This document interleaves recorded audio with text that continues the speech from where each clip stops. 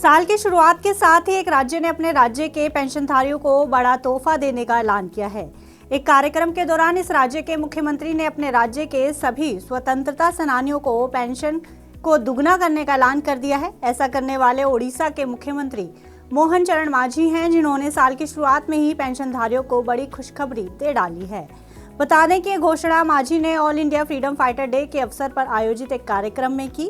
उन्होंने 2 जनवरी से राज्य के स्वतंत्रता सेनानियों की पेंशन को दोगुना करने का ऐलान कर दिया है। मुख्यमंत्री की तरफ से गुरुवार को ही की गई घोषणा में कहा गया कि राज्य सरकार राज्य के सभी स्वतंत्रता सेनानियों की पेंशन को दुगना करने जा रही है। इसके साथ ये घोषणा भी की गई है कि इमरजेंसी के दौरान maintenance of internal security act के तहत गिरफ्तार किए गए लोगों को भी अब 20,000 रुपए मासिक पेंशन मिलेगी। देश के स्वतंत्रता संग्राम में शामिल स्वतंत्रता सेनानियों को अब राज्य सरकार हर महीने 15,000 रुपए की पेंशन देगी। पहले स्वतंत्रता सेनानियों को 9,000 रुपए प्रति माह पेंशन मिलती थी, जिसे बढ़ाकर 15,000 रुपए प्रति माह कर दिया गया है।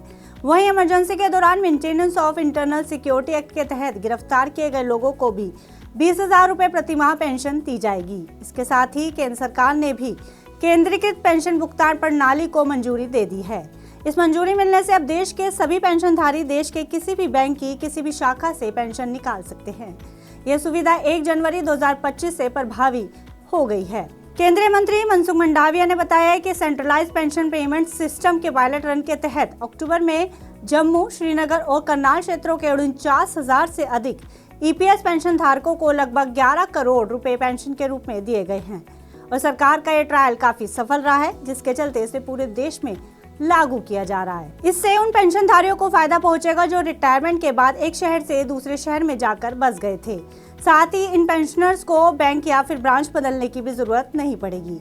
बता दें कि सीपीपीएस यानी कि सेंट्रलाइज्ड पेंशन पेमेंट सिस्टम वो सुविधा है जो पेंशनर्स को भारत में कहीं भी पेंशन भुगतान करने की सुविधा देती है।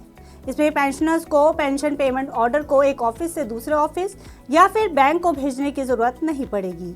इससे सबसे ज्यादा फायदा उन पेंशनर्स को पहुंचेगा जो रिटायर होने के बाद अपने होम टाउन या अपने गांव वापस लौट जाते हैं। पुरानी पेंशन विड्रॉल स्कीम के तहत ईपीएफओ का प्रत्येक रीजनल ऑफिस केवल 3 या 4 बैंक से कॉन्ट्रैक्ट रखता था, जहां से पेंशनर्स अपनी पेंशन विड्रॉ कर सकते थे। ऐसे में पेंशनर्स को पेंशन शुरू होने के समय वेरीफाई करने के लिए उस बैंक की ब्रांच में जाना होता था और शहर बदलने की स्थिति में उसी बैंक की अन्य ब्रांच से पीपीओ ट्रांसफर कराना होता था।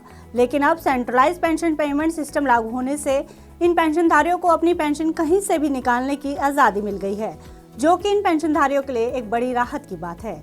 फिलहाल इस खबर में इतना ही। आप बिजनेस से जुड़ी अन्य खबरों के लिए देखते रहिए मनी 9।